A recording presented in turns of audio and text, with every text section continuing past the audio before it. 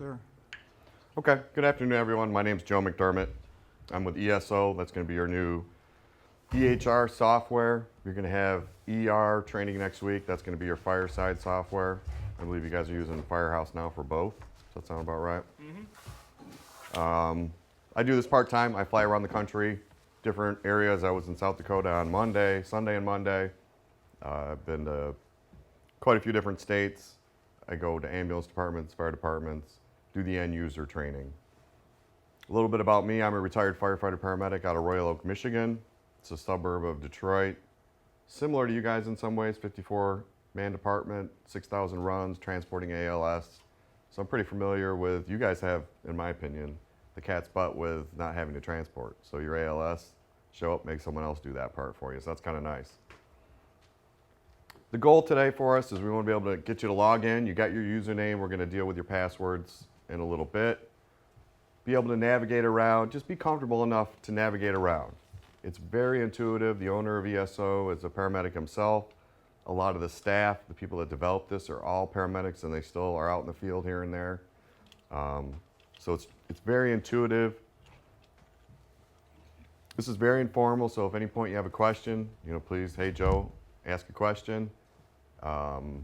If you're thinking it's someone else's. A couple things about our program.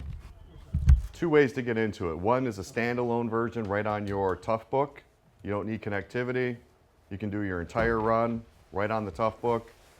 At the end though, you do want to sync and send it to the web, so you will need connectivity at that point. You guys have hotspots in all your trucks, so unless you're in a high rise or quite a bit from your vehicle, you will probably have connectivity 99% of the time. How you want to work your workflow with this is completely up to you. It is not mandatory that you take the Toughbook in when you deal with your patients. We all have those patients where all three of you plus Lake EMS are all going to be busy doing things for that patient. You don't have to worry about doing this then. For a lot of your patients though, with you guys having three guys, two people can deal with the patient. One person can be with the Toughbook. They can be getting the meds, finding out allergies, history, putting in demographics, that kind of good stuff. So before we get going, any questions? Okay. Got that off. So you can see on my desktop here, you've got two different icons. One is for the standalone program, and the other one is for the web. On your Toughbooks, you're going to see two icons also, and they're labeled webinar or web, and I think the other one's just not labeled, but the other one's web. We're going to start off on the website here, the one I'm circling. You double click it like anything else, and here's going to be your login page for the website. You're going to see the picture of the ambulance. This is going to look different than your website, so it's good to note, so you make sure you're in the right one when you're doing it. Username is your first initial last name or some variation that's on that card that you just got. That is not case sensitive. Your password is a minimum of 6 characters with at least one number and one symbol, like the exclamation point or the number symbol, something like that. What did I type?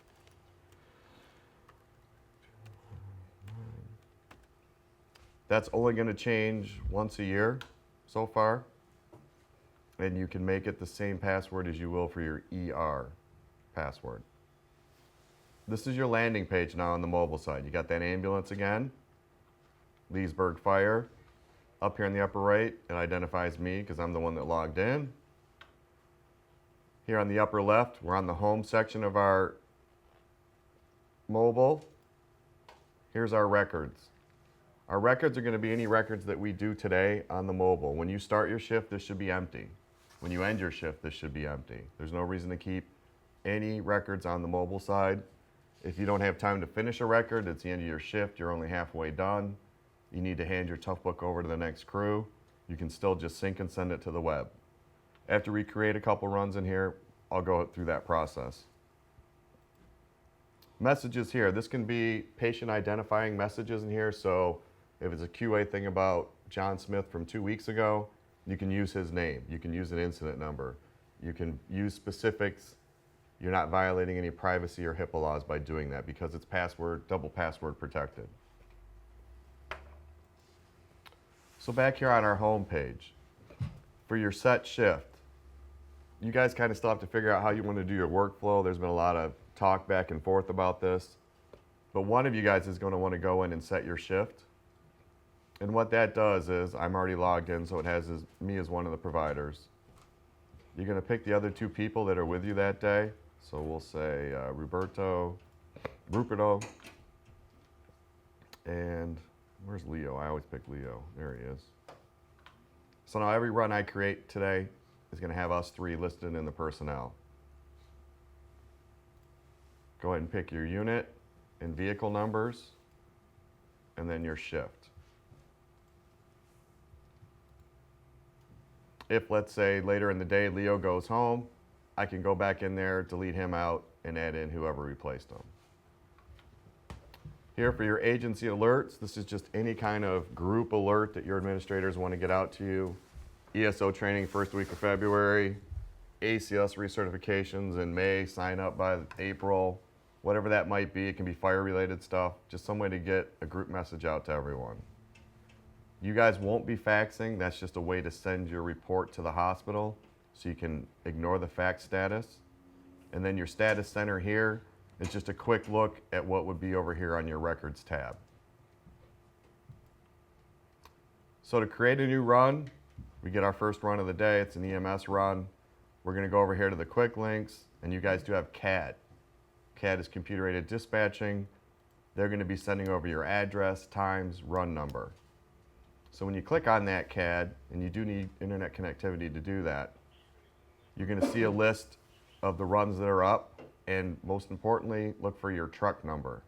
So if two different engines are going to the same address, make sure you don't grab theirs, make sure you grab yours. So here's your date and time. We're just going to grab, let's say this one. When I go to import this, this is now going to disappear from here.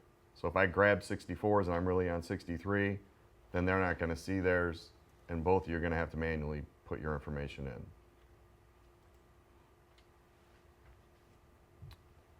That does last for about 2 days, we think. So maybe 2 days worth of information. So if it's the end of your shift, you don't want to finish your run, you might want to just at least open your report, grab your CAD info, import your vitals, shut it, and then finish at your next shift if you guys are allowed to do it that way. And this was something I didn't think of yesterday, is if there's, if for some reason you accidentally grab someone else's, if that person knows their, the incident number, when they type that in, does it have the ability to auto-populate, like pull that incident number? No, so if you accidentally grab the wrong truck number and then But you knew the, but you know the incident number and you put that in and then hit CAD import, no, it won't backfill it for you. When you go to manually entering everything, it doesn't search for that, or doesn't have that ability? It doesn't have that ability, no. Yeah. Nope. Okay. Then you're just stuck manually putting in your times and your address, your scene. So when you open a ticket or a run, this is how it opens every time on the incident tab. You can see across the top here, you've got your different vitals tabs, assessment tabs, forms tabs. Then within each tab along the left here, you also have another way to quickly move around. So if I was over here in forms and I needed to do something with a dispatch time or incident time, I just simply go back to incident, times, and there I am. If you use a mouse, you can scroll up and down with your scroller. You can use the slider on the right, and you can also tab. So if I'm on the apartment line, I tab, hit the right button there, tab, it takes me down to the city line, and then across the state. So there's a bunch of different ways to navigate around. Can you hide some of the things we're not going to use, like mileage?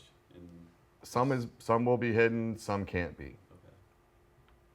So a lot has actually already been hidden. So you can see here that when I hit CAD, it imported your incident number and run number. As you get status changes throughout your run, you can import more information.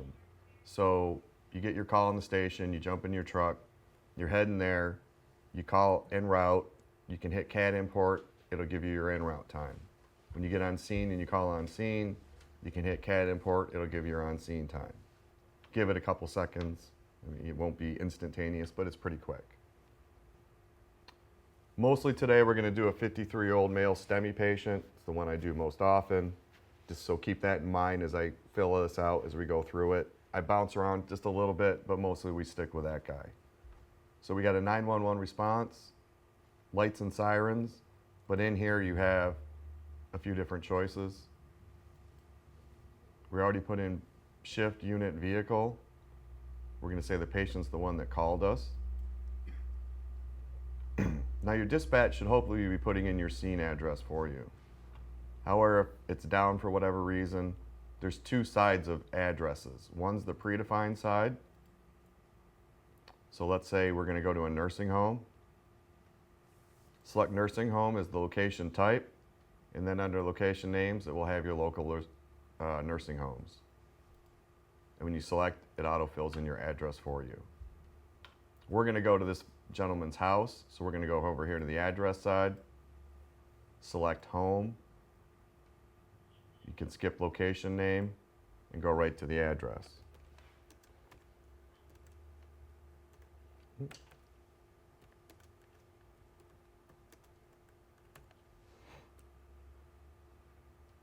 The nice feature here is if you know the zip, and what's the zip here again? 34748. You can go over here to the looking glass, and it autofills your state, city, and county for you. If you know just the city and the state, you can still hit the looking glass, and then it'll give you zip. In my city in Livonia, Michigan, where I live, there's 4 zips, so I'd have to choose one. Zones, that address 201 South Canal would be downtown. This isn't a mass casualty. Now you can see here, when I set my shift, here are the 3 of us. The one thing that you have to do in here for every run is select the lead. The lead is not who's in charge. It's the person that's going to write this run, who's scribing it. So since I'm scribing it, I will be the lead. You can add other crew here if you need a second engine on scene, or once again, you know, Leo went home sick and you have someone replacing him. And here too, like the earlier crew, they had a ride-along EMS student. You could add her name in here, put her affiliation as student, and then her role. And by putting her information in there, if she was to start an IV later, you can put her as the one that started it.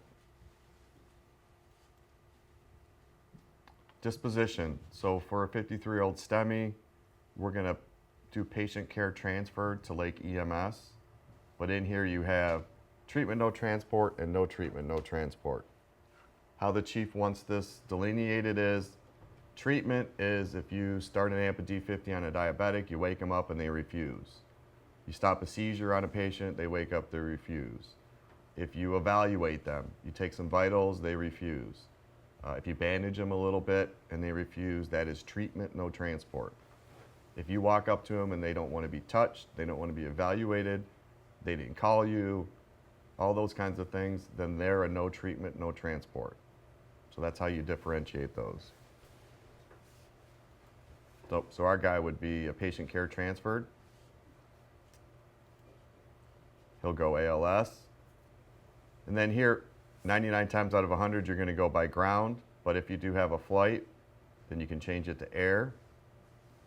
And then transferred unit will reflect your choices. So if you go by air, then you just have air care team. If you go by ground, then it would be Lake EMS. Now we've got Shan's care, and is that going to be? What about the other 2? They can be added. Is that Okay. ground or air? It's air. Yeah, they were talking about in the last class. That he can add those in. Okay. Now your destination, you don't need to do this since you don't transport, but this is where you know, if you did, what hospital would you take that patient to? So you can skip, this will be turned off, request for review, all that stuff shouldn't be there. This is the CAD times that I imported. One that'll never be imported for you guys is at patient. It's not even been mapped over. So if you get on scene, get to the patient, get on the radio, call dispatch, say I'm at patient. They put it in their system, it won't come into here. So a good way to do that is, you can go ahead and use the stopwatch if you bring it in with you. If not, you can just use the numeric pad and add it in later. So we'll say we were at the patient at 0934.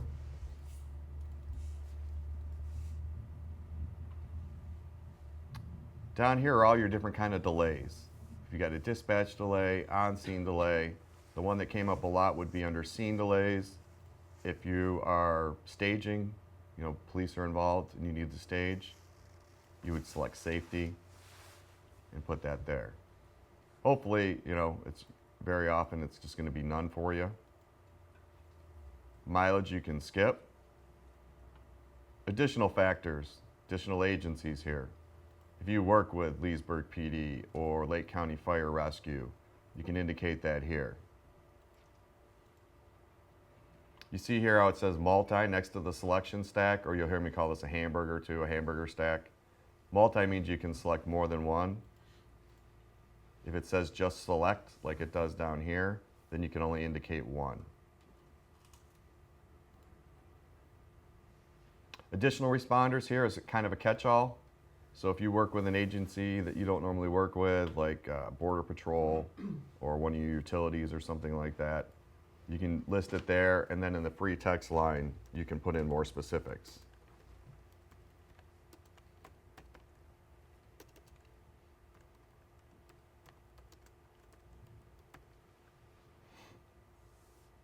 Your NFIRS, Chief is pretty sure you're going to do this in the ER side, but I'll cover it real quick in here.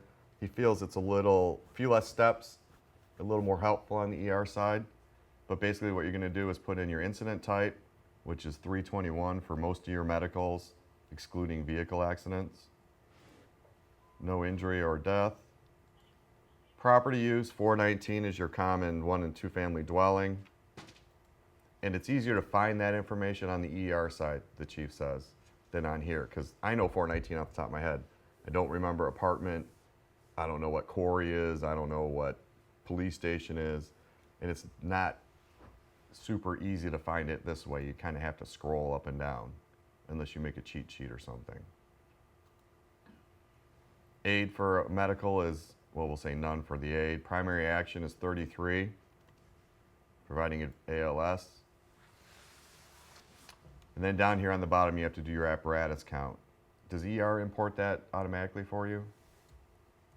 When they do the daily log, it'll import the apparatus and who's on it. Okay. So they don't have to do this part here then. Yep. So that'll be nice.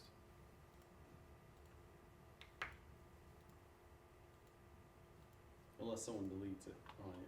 Well, yeah, well, And then you gotta import all the stuff on your own. human error. I mean, can't always guard for that, right? So any questions so far on the incident tab? Okay. So now here on the patient tab. First you got the demographics. We're going to put in the name.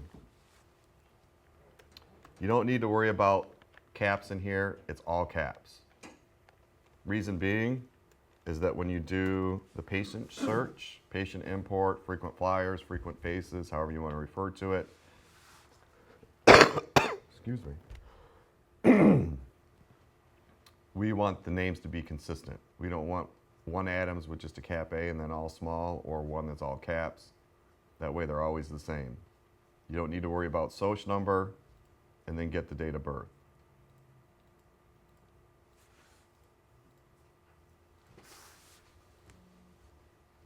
Go over here to the search. As you can see, it says 2 of 3 fields, last name, SOCH number, and date of birth.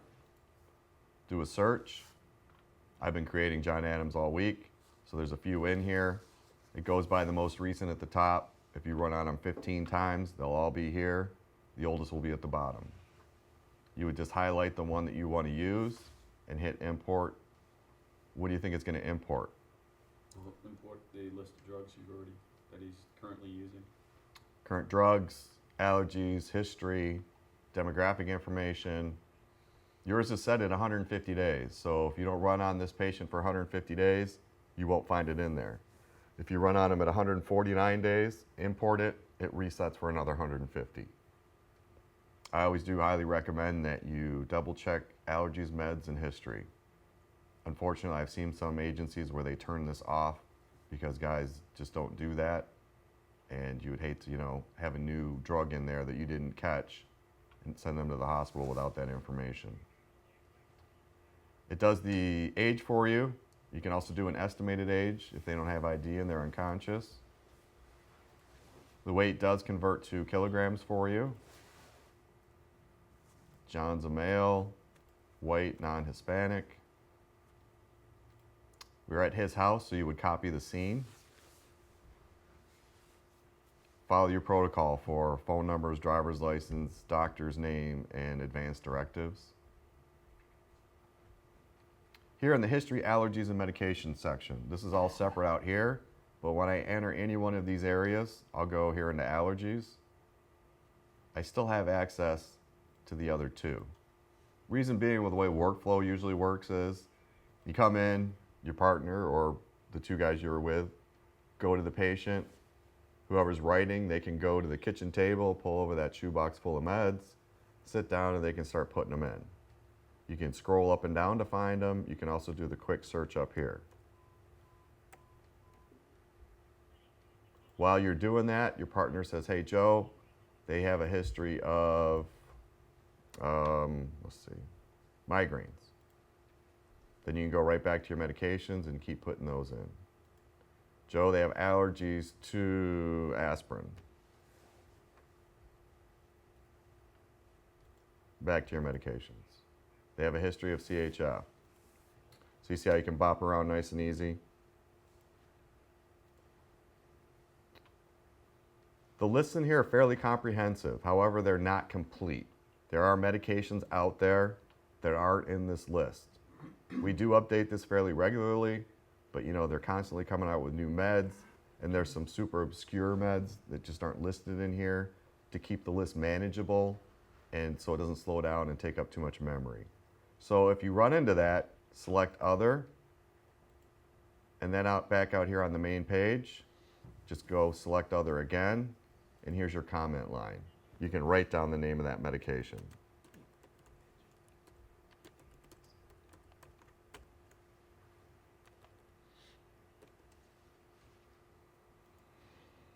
And that's the same for all three sections. If there's something in the history that they tell you, you know, they have non-squamous lymph cancer, you're not going to find that. So you can throw that in here under the other. And the same thing with allergies. This is a fairly comprehensive list, but it's not a direct copy of the whole med list. Once again, to save time and just make it easier to search through.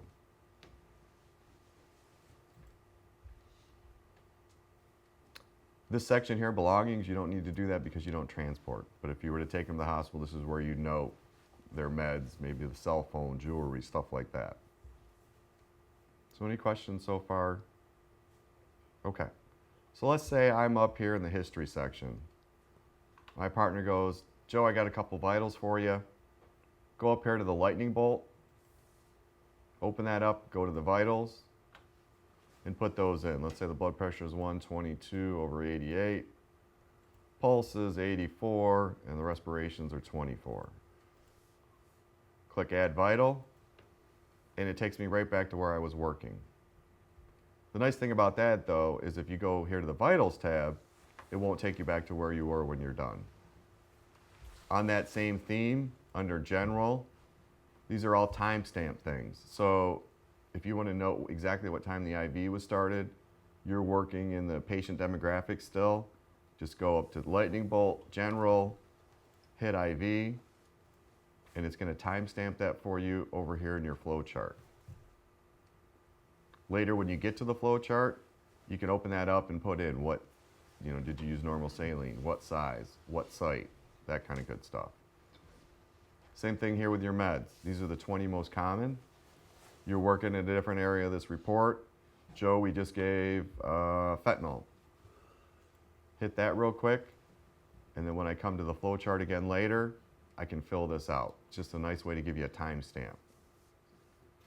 And the same thing here under CPR. If you're doing a CPR and you have enough hands, you know, when did they give the epi? Just timestamp it and fill it out again later. Any questions on that? So now we're to the vitals section. There's 3 different ways to get vitals into your report. One is through the lightning bolt. The other way is through manually here, going down to add vitals. In here you've got a prior to arrival, so if there's a nurse or someone on scene before you, they get some vitals. You can click that, put in those values. It'll move that to the bottom of your timeline. You can edit the time here if you're putting in this information later. This is your AVPU.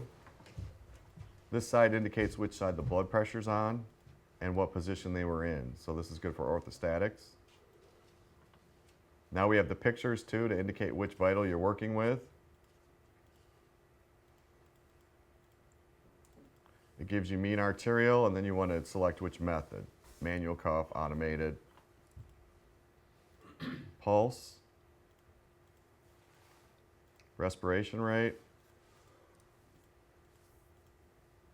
You've got your pulse ox, room air or oxygen, end tidal, and CO. Temp, it does convert for you to Celsius. And then your glucose here, if you get an actual number, let's say they're 85. There's also the high when it's above 600, and there's the low when it's below 20 or 10. I always forget which one. Your scoring. This is defaulted onto your Glasgow. There is a revised trauma and a pediatric. Most agencies don't use those. 2 quick buttons for the GCS. One is for the dead guys. One's for most folks. This is a validation issue. You do have to give a GCS to every patient before you can close it. Let's say it's that little old lady who's a 14. That's how she just is now. You can still hit the 15. Go in here, change the 1 value. And then at the bottom there's a qualifier. So you can say that's normal for the patient. Our patient John, he's going to be a 15. Here in your EKG section, here's a list of all the rhythms. So we're going to say he has a sinus rhythm with PJCs. And here's where we're going to do our interpretation. So we do a 12 lead. We have a sinus rhythm with ST elevations in 2, 3, and oops. AVF.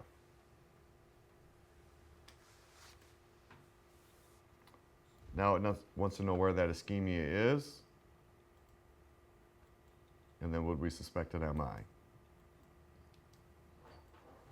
Pain scale, we've got the faces.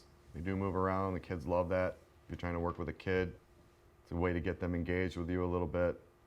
There is the more boring side if you want to use that. We'll say John's at a 6. So we filled out the vital section. We're going to click OK. And now you can read across the top here. Alert, left-sided standing, manual cuff blood pressure, room air. Go up here to see the scoring.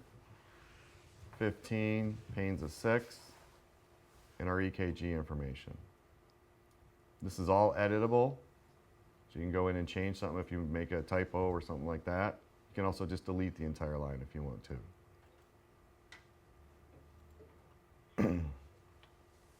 Now the last way to get in your vitals, and probably the easiest way, is your monitor import. So when you're using your monitor and you want to start importing data, there's a cable in back, and we'll do the whole thing after we're done with the presentation. You'll go in there, hook that line up, send the information over, and put monitor import. With your life packs, it holds the last 50 runs in there. So if you get bogged down, you're 3 or 4 runs behind, you can still go find that information and put it into your run. You see here, there's a list. This is just test data from like 1998, so you can ignore that part.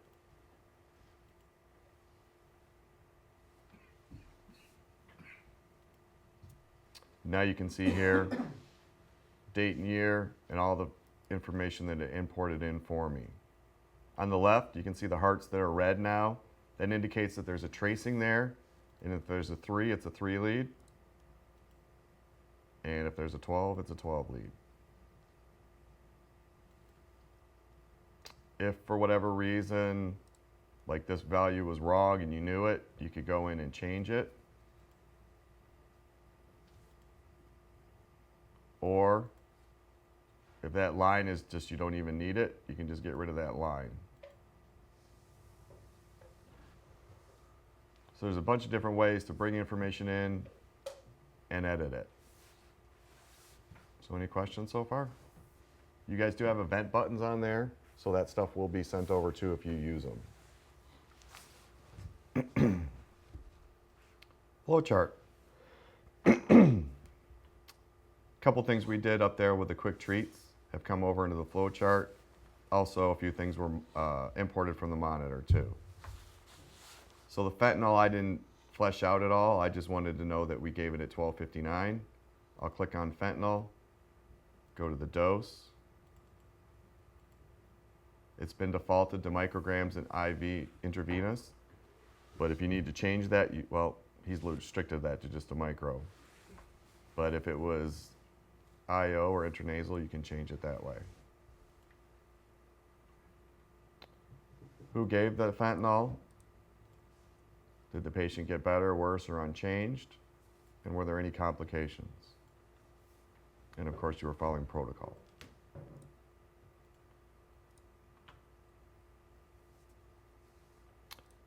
Across the bottom here is another way to get in your treatments. Under airway, these are all different adjuncts you would think of. OPAs, MPAs, CPAPs, tubes. The only thing you need to note is that oxygen is in here, not in medications. So we're going to give John a little oxygen because he was at 89% on room air.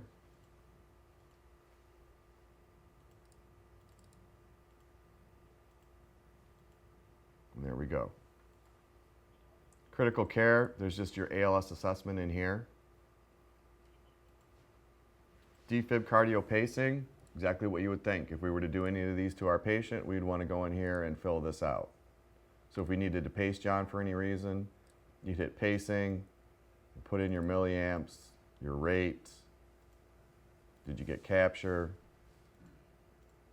that good stuff, and then of course who did it, did your patient get better, any complications.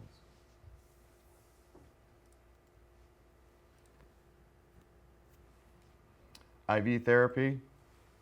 For John, we're going to go ahead and start an IV. We did that through the quick treats too, but I'll show you in here how to do it. Just select the fluid, size of the needle, the site, how much you gave in the fluid, successful, who did it, and no complications, but let's say it was infiltrated. You can indicate that here.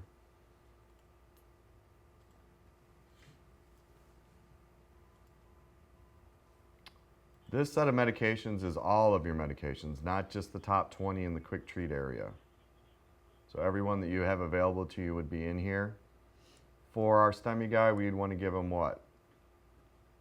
Fentanyl, oxygen, nitro, and aspirin. So let's say we want to do the nitro.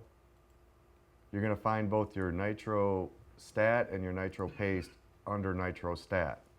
How you would indicate the paste is put in the 14 milligrams and change sublingual to transdermal. If it was the pill, then you just go 0.4, make sure you use that 0 milligrams, and then back to sublingual. Once again, who did it? Did they get better? All that good stuff. And then aspirin up here, that's been defaulted straight to 325 milligrams oral, because that's how you give it pretty much every time. If for whatever reason there's a variation, you can change those values. It's not locked in stone.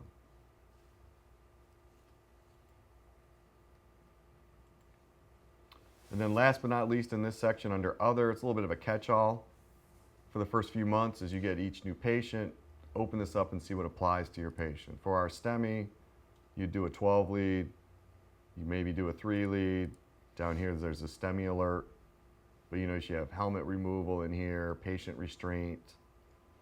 The one thing that I'm not sure has been fleshed out, but they're talking about using stretcher here as a way to timestamp when you transfer care to like EMS. Is that how you wanted it done, Chief? So when they actually leave the scene, or they get on scene, or? Once they give verbal report, Once they get verbal report? Okay. And do you want anything in the comments line or just that it's time-stamped? Okay. So for you guys in the flow chart, when you see stretcher now, that's when you gave report to EMS. Lake. Any questions so far on this area? Okay. Assessments. This is your head to toe or your full body assessment.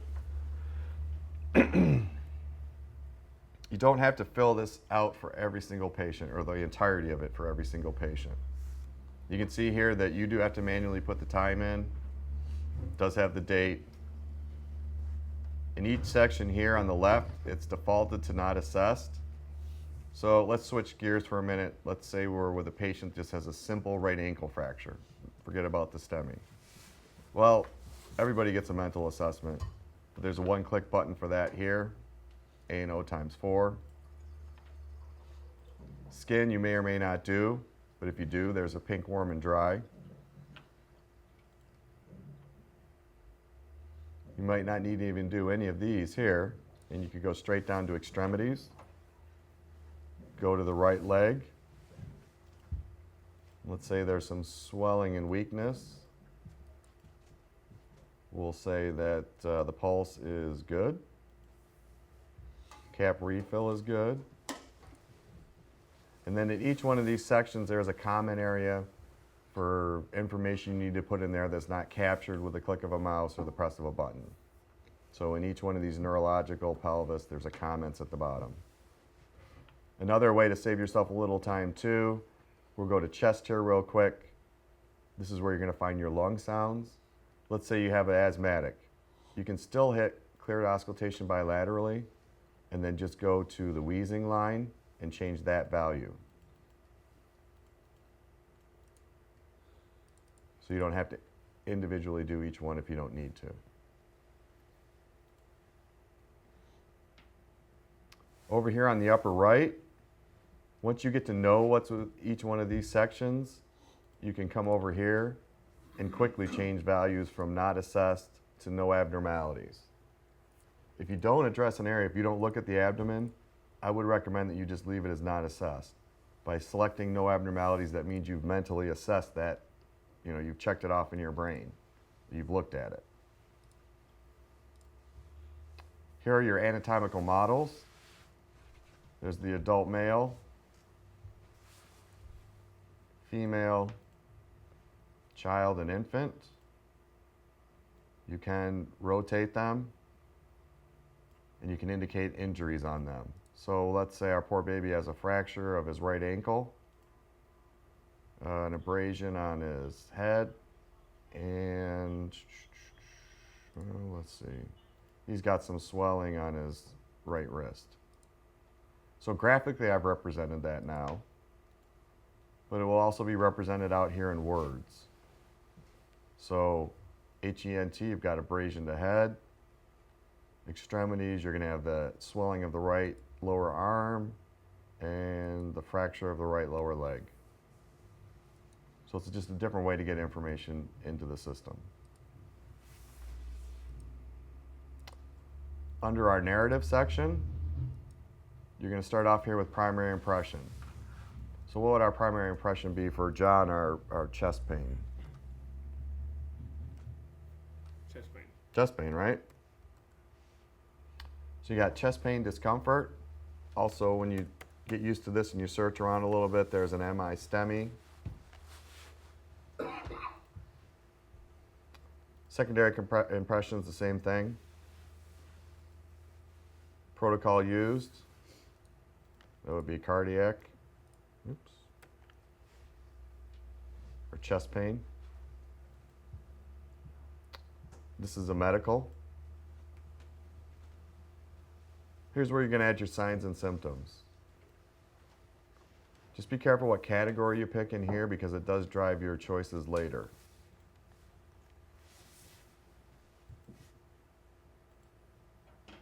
In here, there's a few options too. You've got AMI suspected, chest pain, and then MI suspected.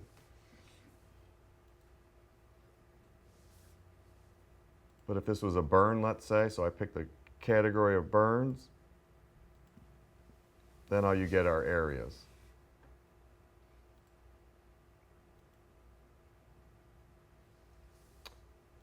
This is a free text area.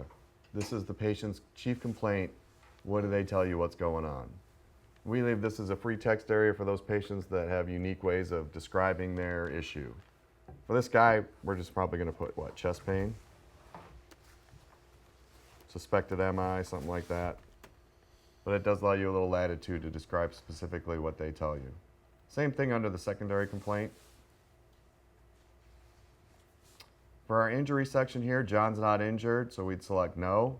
But if we did, then there's a few more things we have to address. How were they injured? Most of them are going to be from falls, but there's quite a few different choices in here. Then they want injury details. What did they fall from? Where did it happen? And then when. Sometimes they don't call us for a few days. Under your factors affecting care, it's not just altered and unconscious. There's hearing impaired, language issues, obesity, speech impaired. So you're going to want to look in here for a little while and see which ones apply to your patients. Here's your alcohol and drug use, whether they admit it or you see paraphernalia or smell it, and then whether they're pregnant or not. Here's your narrative section. In here, you don't need to rehash your entire run. You just need to put in the things in here that you can address in other areas. It does have a minimum of 15 characters, and you do have to put something in there, or it will flag it, and you won't be able to complete your run.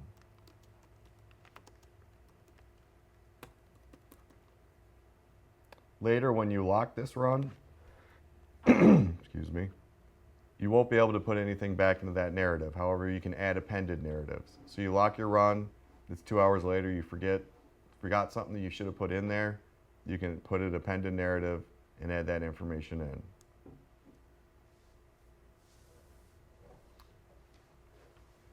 Up here next to the lightning bolt, you've got another selection stack. In here, you've got a few different options. You're going to be using the print option for your controlled substance. So when you use morphine or fentanyl or Versed or whatever it is, go up to the stack, hit print, go here to quick summary. And this gives you the incident number, patient's name, their demographics, history, meds, allergies, your treatments, and their vitals. It's also a nice place to come to if you're on scene for 20 minutes with a serious patient and then EMS shows up. It's a nice place to go to get a summary to give verbal report to EMS. Attachments here, this is just a way to, if in the future you get tablets with cameras in them, you could take a picture of a MVC, let's say, you could attach that picture to the run. You can take pictures of med lists. If you capture paper, you can bring it back to the station, scan it, and attach it to this run. So I have a picture I leave on my desktop that we can add.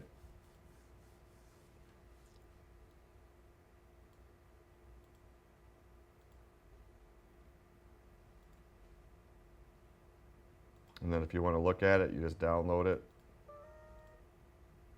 And there it is. But that could be a med list, an actual MVC scene, whatever it might be.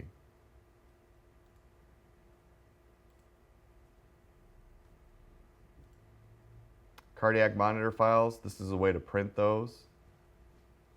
In the vital section, you can go see them. Here's where you can print them. Clinical guidelines, this is your Lake County EMS guidelines, or yeah, Lake Medical System, 2015. It is searchable, so when you're in the table of contents and you want to look at triage system, just click on that and it'll take you right down to that section. So, if you're having a brain fart at 3 in the morning, how many milligrams of Haldol to give a psych patient? Here's your clinical guidelines. You can jump in here and look real quick.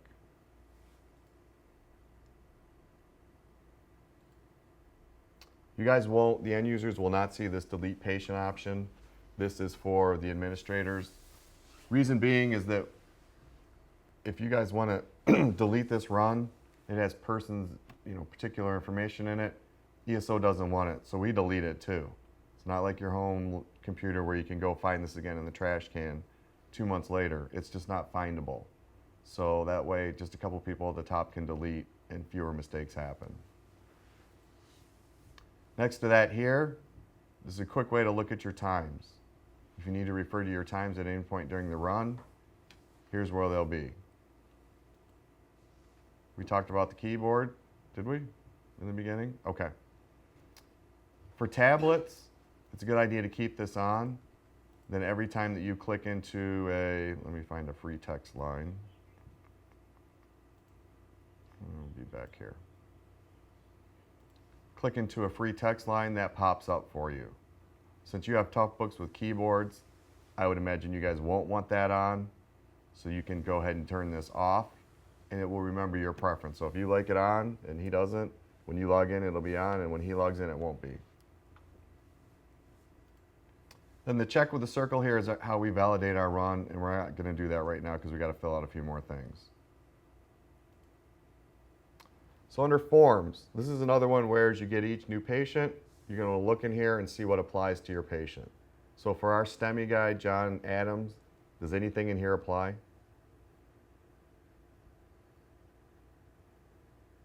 Probably not, right? But let's say we had a stroke patient. We can do our Cincinnati stroke scale in here. We'd want to know the onset because we got that 3.5 hour window roughly. Oh yeah, I have to do it. Let's see.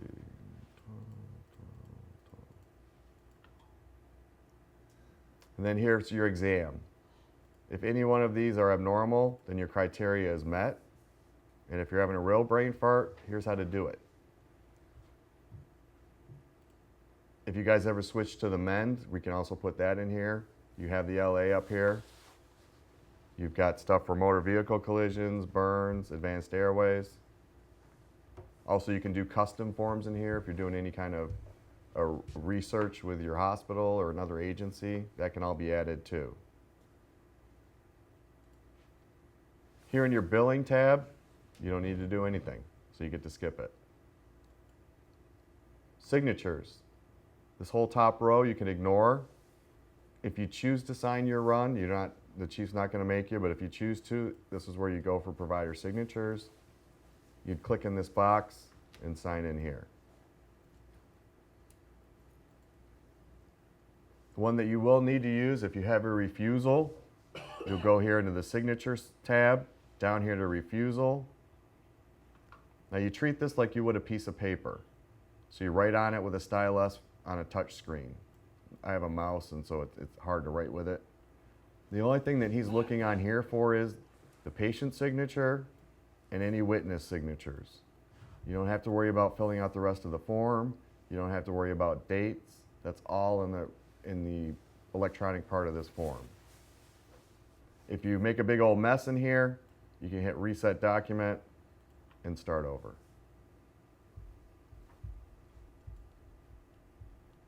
You don't need to do the controlled substances, and then this is just here for a reference. Your selective spinal motion restriction. You can write on it like a piece of paper if you choose to, but he just wanted it here so you guys could refer to it. And I think he's adding another one, and I can't remember what it is. Sepsis. The sepsis form. So anything at all in any of these tabs, how to move around, any of that good stuff?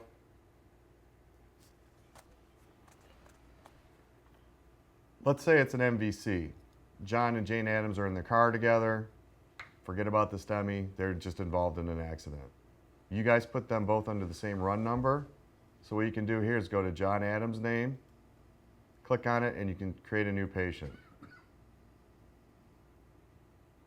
It's going to take you right to the demographics page. You can put in Jane's name. And if you go here to the incident tab, you can see that the incident number has been pushed over, how you responded, your shift, truck information, where you went. So anything that's generic between the two runs is duplicated, so it saves you that work. Let's say that John's very sick or very injured. He's going to end up being transported, but Jane's not injured at all. She doesn't want to be evaluated. You would go to disposition and you would change her to a no treatment, no transport. By doing that, it changes what you have to put into this run. It changes your validation criteria. So if I go up here and validate her run, there's only one thing I'm missing. That's who the lead medic is. And now I can go ahead and lock her run. So there's very little. I put in her name, her disposition, and who was lead, and that's it. Now when I go back to John's incident report and try and validate, we're going to be missing a lot of stuff. Most of this is because the times are out of sequence. I picked an older run, and when I was putting in our vitals, it was reflecting our time now. Let's see if there's anything different. But when we did one of the IV starts, it requires that you put in the size. So click on the red box. It takes you right to the flowchart tab, IV section, and size. Go ahead and put in the size. You think you've accomplished what you need to with that, hit the check again. We're down one from 40 to 39. Hopefully when you do your first practice ones and stuff, you'll have 10 or maybe 12, hopefully even less than that. 40 is a lot. And you just keep going through, so I would have to go to pacing milliamps.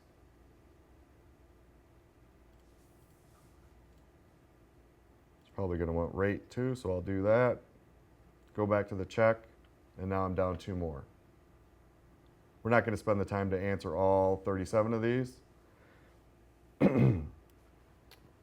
Let's say it's the end of shift. I want to hand my tough book over to the next crew. Jane's report's done, but I'm not quite done with John. Still, I need to hand them the tough book. Go over here to your upper left. Go into your record section on your home for the mobile and sync records. It's going to select all the records in your queue, and you're going to sync and send those to the web.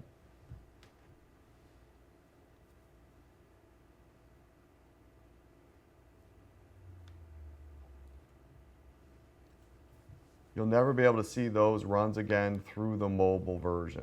You'll always have access to them through the web version though. So any questions on the mobile side at all? So now we're going to go to the web icon over here on the right. Sure. Check these cards. Okay. Good? Okay. So we're going to go ahead and log into the mobile side. It's going to be your same username, same password. The only difference will be that you have to put in an agency code. Reason being is if you work for 2 different agencies and they both use ESO, then there needs to be a way to differentiate. Also down here on the bottom, if you forget your password, you don't need to call Joe or Brian or whoever. Just go into the website, put in the information that you remember, like your username and agency code. Forget password, and then it'll challenge you and get you a new one.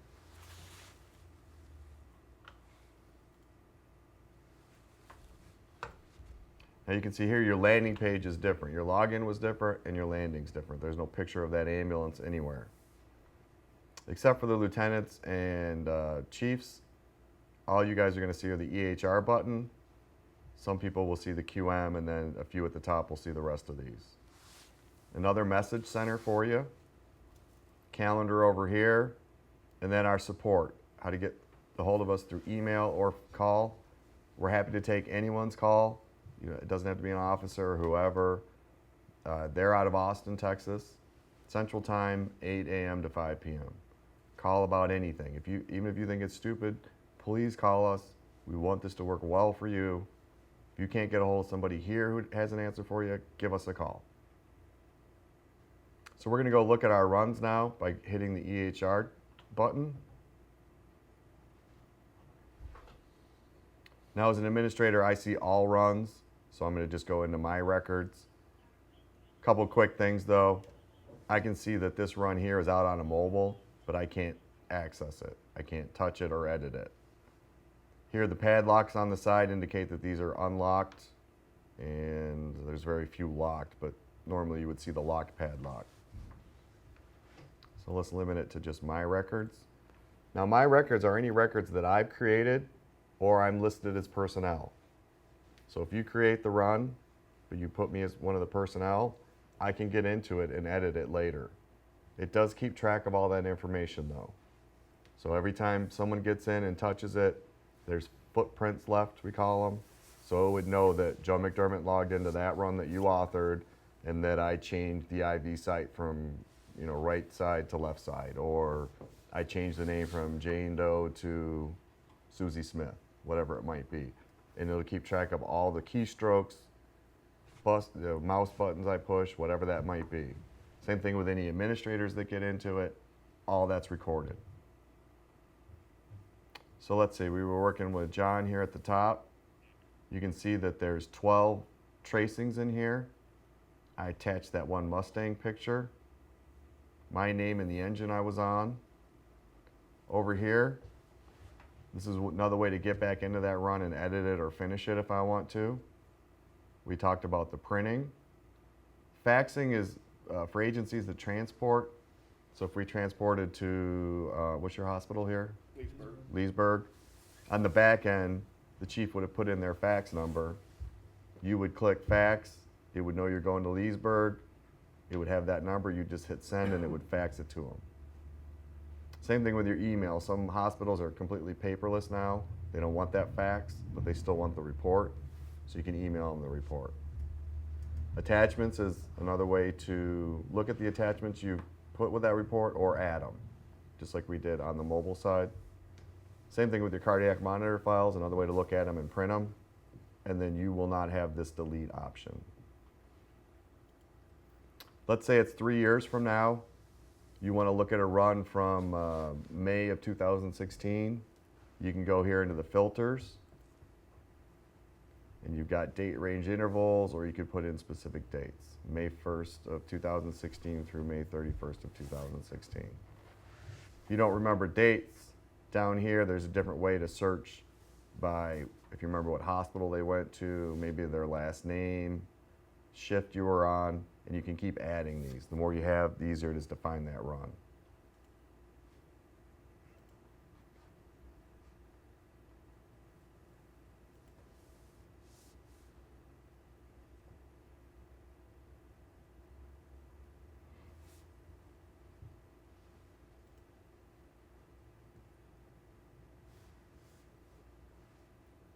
You can also see here down at the bottom that you can create a run from the website.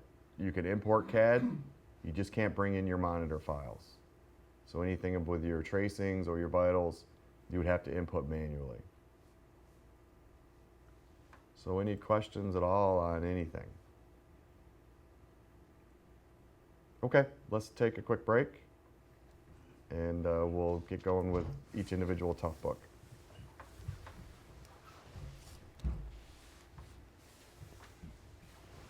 I don't know, after messing with y'all.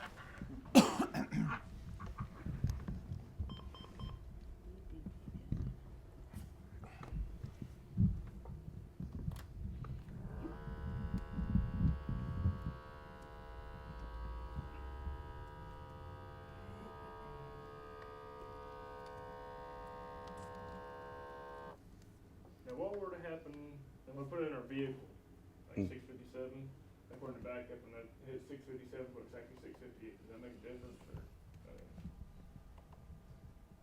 The reason why you want the unit ID number too? It asks for it. Okay, I get everyone's attention real quick before you keep playing, Chris, Lieutenant. So, a way to get the vitals from the monitor into your run or ticket number. You don't actually have to have the ticket open. If you do, we'll show you how to do that. When you're doing a live person, so Megan, right? We have some vitals on Megan. We've got a low blood pressure, a pulse, If you're with that patient, you want to hit the transmit button over here on the left of the monitor, and then it's defaulted to send, and then just with the selection knob, push it in and hit send. You can see along the bottom here, transmitting to, and then the percentage, and now it's done. That's been sent to a LifeNet program on this Tough book. You don't really need to concern yourself with that too much. That's where it's sitting now until you want to get it with from your ticket, from your run. So go ahead and open up a run here.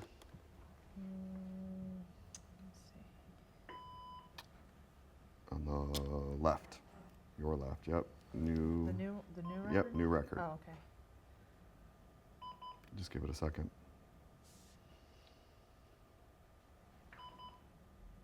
Okay. Then you'd go to your vitals tab, and then on the bottom, you'd hit your monitor import. What it's going to do is look for the latest information sent to it from this monitor.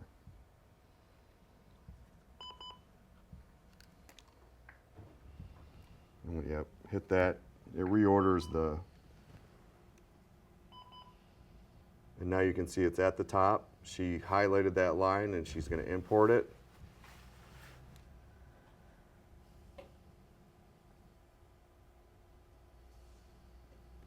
And now it's time-stamped with her blood pressure and mean arterial.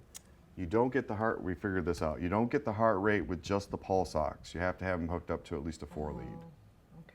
Then you'll get a heart rate. Also, if you don't do a blood pressure, nothing comes over. You won't get just a pulse ox reading. Not sure exactly why yet, but that's how that works. Now let's do the archive side. Let's say you're getting swamped, you're 3 runs behind. What you're going to do is go ahead and go to options. Already did it. Oh, go to options, Archives. archives, go over to yes.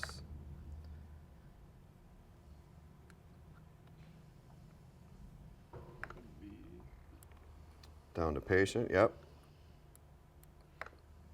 And now you'll see here the last 50 runs that are in here. So you select the one and look by date and time over here. And time is the time you turned on the monitor. So it would probably be 5 or 10 minutes after your call time. Select the appropriate one. Go back up to send. Now, if there's a lot of tracings in here or anything, it will take a little longer to send it over. But if it's just a couple vital signs, it shouldn't take that long. Attempting, unable. Right now, we're switching from cable to Bluetooth, and it didn't work. Connection. So we did archives, Yeah, is it? connection. Yep, I'm on connection right now. Hit it. Find. Yep.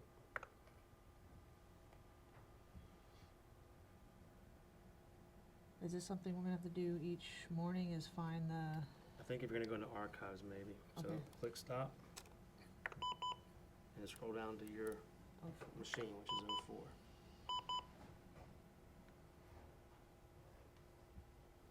It's no different than like finding something like your phone then, with the Yeah. Bluetooth, Yeah, so.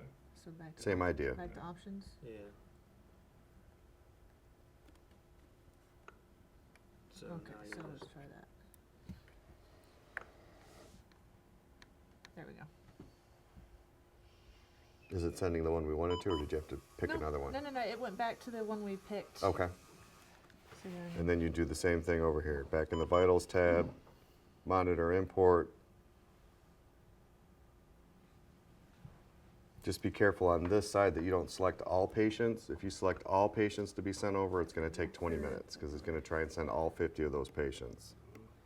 Reverse the order again. one we did was on the 3rd of February, so. And that was 1525. So yep, there it is, and then import it. Now you can do that when you open up your new report? Yep, Okay.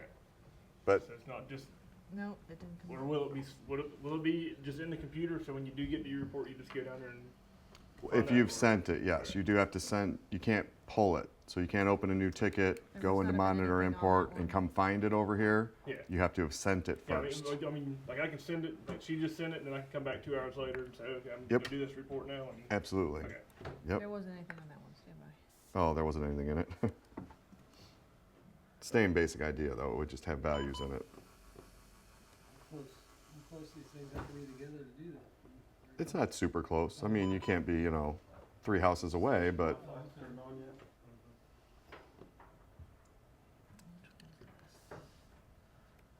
sometimes at home I forget. I turn the car on in the garage, and I putz around the house for a minute to let it warm up. And if someone calls, it syncs out to my car, and I can't answer from inside the house.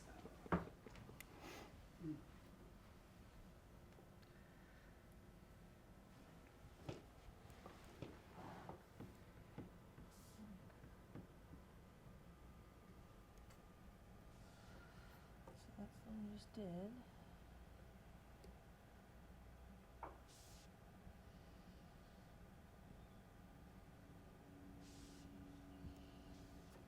Okay, so that's the one. So it has some values in it then? Yes, Okay. it has SPT. Now here on the left, or yeah, it'd be the left, if there was a tracing, that would be red. Red, You'd select it and you'd see the tracing. but there's not. Yeah, and I don't know how we can tell in here if there's a tracing or not. I don't think you can. So any questions at all, the 2 different ways to get your vitals in from the monitor, live and archived? We get to do it ourselves. Oh yeah, Okay. yep. Megan's not gonna follow you around. I didn't think so. I wouldn't want to. Okay. Everybody get a chance to play a little bit? Why don't we play for a few minutes and So when we, probably at the start of shift, you wanna make sure everything's connected. yes. You wanna go through, just at least double check that in the mornings you can hit archive and not. Right. You might want to just wait till you run a call to make sure. We run calls all the time at 6-3. Oh, that's right. Oh, you're making fun of the bed and breakfast? Ours would stay synced most often, so I'll be curious to see if yours does or not. It should. I mean, in the truck and the station and Right, unless you're swapping these around a little bit, it should hopefully stay synced for you. And how did you, I think you captured that, but how did you sync it up? Connection. Okay. Oh, and then it shows that it's connected to that. Correct. go back to archive to see if it does it again. We're gonna turn it off, turn it back on. Oh, you wanna turn, okay. Yeah.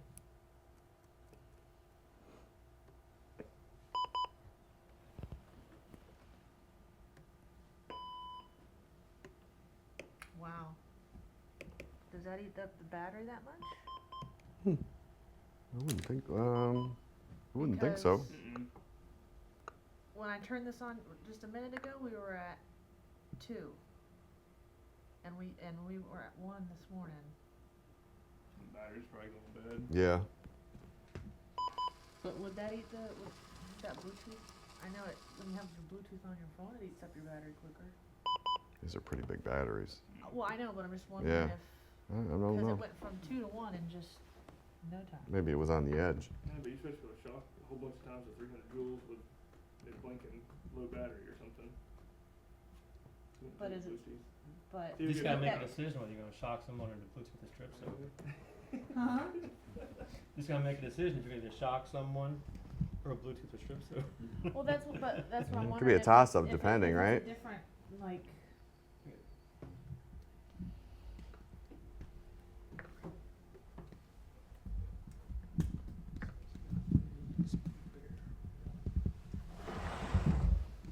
Not connected. Okay, so every time you turn it on and off? Only for the archives. I think there's a, see, we had Philips, so they're not quite the same. Is there a setting there that will stay to the last thing it was connected to instead of have to I think rekit? the problem is, I've got all these things turned on now, So they're, And it's probably picking them all up and it wants you to pick one. okay. It could be what it is, cause all these now. Oh, so when it's just this and that in the house, maybe it's it not won't- gonna be, yeah. okay. That's all I can say.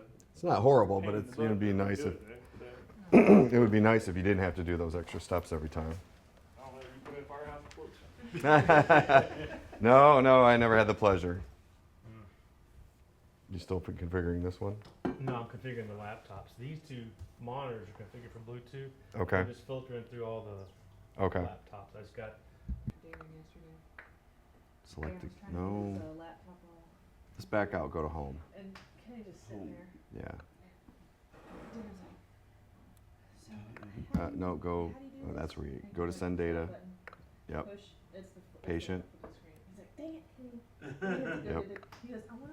Now that configure one. He's like, no, seriously, push the key. You picked, And Darren's like, The one "Okay, push the key you button. just picked, Locks it out. He's just like, okay, Kenny. the third at 1735, okay. So now go back up to send.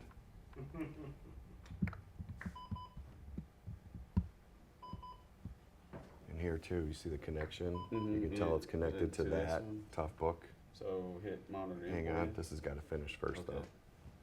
So Now transmit, yep. Now hit. hit OK first.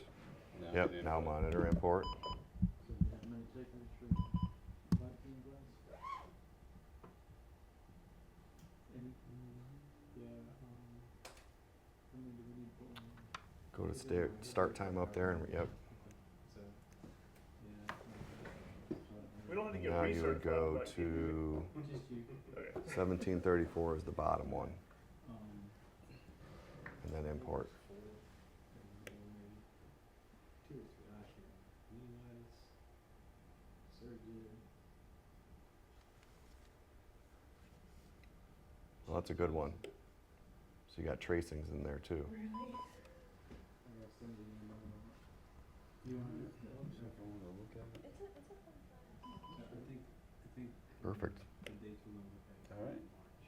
We need two sets of dates, but I think in March would be the time to do it. Yeah, I'll do it.